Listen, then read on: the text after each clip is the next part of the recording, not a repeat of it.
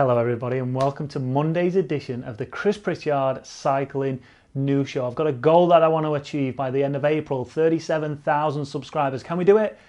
Probably, because the majority of you that watch these videos don't actually subscribe to them. So if you haven't, you don't ever have to watch a video again. Just hit that subscribe button. It might go against all your instincts, but please, you don't have to even press that notification bell unless you want to know when we go live with our live streams or our videos. So yeah, if you've not done already, please consider subscribing to the channel.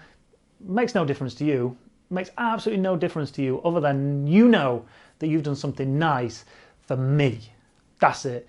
Right, this new show is probably going to be very, very short. There's not a great deal to talk about in the world of cycling today. There's one main story that we're going to cover over the weekend. We all know what it is. We all probably saw it. The majority of us must have seen it. It was huge. It was massive, and we'll talk about it shortly. But first up, let's take a look at the rest of the racing news that went off over the weekend. And we will start with Trofeo Alfredo Binder. All right, so Trofeo Alfredo Binder went off over the weekend. Here we're picking up the action 38 kilometers ago. You can see already, blooming hell, that peloton is absolutely ripped to shreds. Eventually, a small group of riders will go up the road. That involved the likes of Aliso Longo Borghini, Marianne Vos, Cecily Uttrup Ludwig. She was in there. I can't remember the... Oh, it was Kessia Nuva-Doma who was also in there, and Sora Paladin, she was also in there for Live Racing. Anyway, the decisive move, you wouldn't think it would be a decisive move, but it would be a decisive move in the end. Aliso Longo Borghini going with 26.1 kilometers to go up the final climb. Cecily Uttrup Ludwig tried to go with her, couldn't stay with her. Longo Borghini was on the attack in that Italian's jersey, putting time into her and that group behind. You can see those 5 riders behind trying to chase. Would they chase? Well, if you know the result, you'd know that they did try to chase, but no came of it. Longo Borghini would eventually come over the line in first place, 3 hours, 43 minutes, 29 seconds. Hoosh, winner, Trofeo Binder 2021. A minute and a half later, that small group of riders came in, and as you'd expect, Jumbo-Visma's Marianne Vos sprinted to victory. Cecily Uttrup Ludwig came over the line in third place.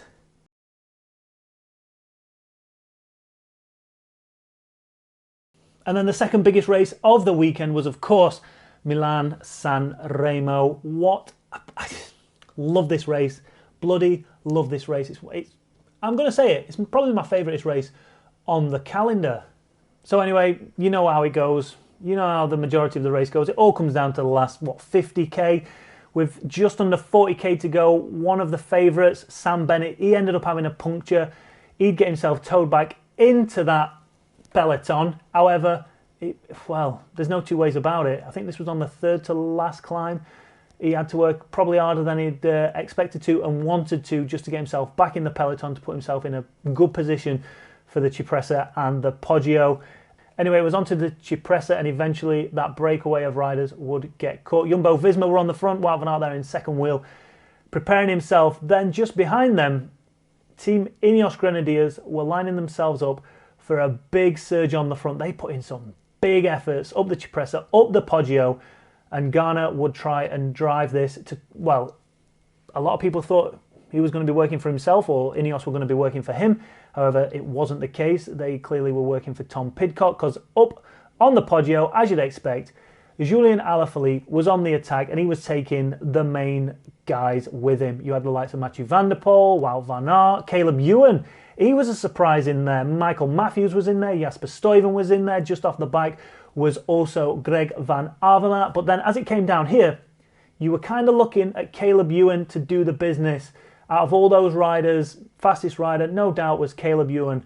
But Jasper Stuyven threw a spanner in the works on the final part of that descent, dropping onto the seafront. He went on the attack. Tom Pidcock almost got onto the back wheel. Who knows what would have happened if he'd have got onto the back. But Stuyven put in just enough space between him and everybody else, so they had to start looking around, and no one really wanted to tow each other to the line. Soren Kragh Andersen, I think it was, got to Stuyven, and he'd end up leading Stuyven out. And with just under 200 metres to go, around 200 metres to go, the boys behind looked like they were catching. Mathieu van der Poel hit out on his attack. Jasper Stuyven started his sprint. Then you've got Caleb Ewan, Matthew Van Der Poel, Wout van Aert, all going for the sprint. But Stuyven managed to hold him off. I don't know how he managed it. He must have been blowing an absolute gasket. Well, look at him there. Absolutely dead set world. So I've got a soft spot for Stuyven. I met him. Did you see my Zwift worth $1 billion video last, I think it was Friday it came out. I ended up doing a live stream with Zwift, one of the first ever live streams for Zwift on their Facebook. And we were down at the Tour de France when it started on, what was that bit where there's that massive castle on an island, wherever it was. Anyway, and I ended up interviewing Jesper Stuyven. Such a nice guy, and since then I've always been like a massive fan of his. So I would have loved to have seen it come down to a full-on sprint, but hey, fair play to him. What a result, what a way to do it. To go on the attack, those attacks don't often work out, but he thoroughly deserved that victory. And I know what you're all thinking. Hold on, Chris, if that's not the biggest race this weekend, what is? Well, Friday night, kids, there was a crit race on Zwift around the Champs-Élysées. I only went and won.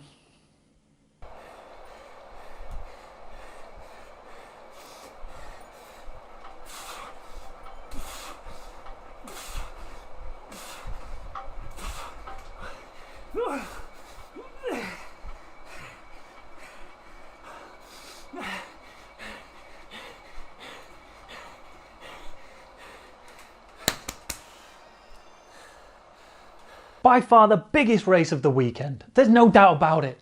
What a race. Played to absolute perfection. Mark Cavendish would have been proud of that sprint. He really would have. And I know what you're all going to say, so feel free to troll the shit out of me about being in the B group.